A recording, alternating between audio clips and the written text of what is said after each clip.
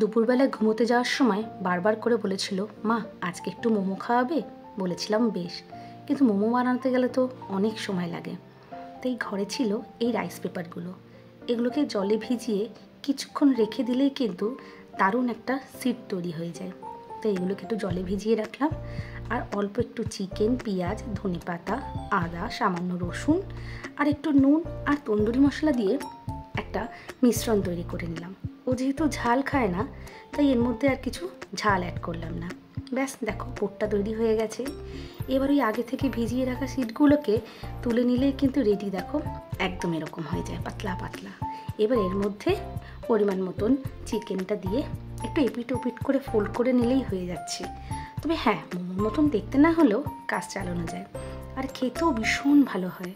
তো এক এক করে আমি সব মোমোগুলো তৈরি করে নিলাম। এবার একটা পাত্রে অল্প একটু জল দিয়ে স্টিম বসাবো। তাই একটা ঝুড়ি চাপিয়ে তার উপরে এক এক করে সমস্ত মোমোগুলো দিয়ে ঢাকা চাপা দিয়ে 10 থেকে 15 মিনিটের জন্য স্টিম করে নিলেই রেডি গরম গরম সুস্বাদু মোমো। তাহলে চলো এবার দেখা যাক মোমোটা পেয়ে সে কতটা খুশি হয়। এখনও ঘুমোচ্ছে, ডাকলে কতটা খুশি হবে মুখটা দেখলেই বুঝবে। সকাল সকাল উঠে তো ঘুমটা সহজে ভাঙতে চায় না, কিন্তু দেখো কি মিষ্টি হাসি। এই হাসিটার জন্যই মনে হয় সব কিছু বানিয়ে দেওয়া যায়। তাই ভালো, যাই একটু হাতে করে খাইয়ে দিই।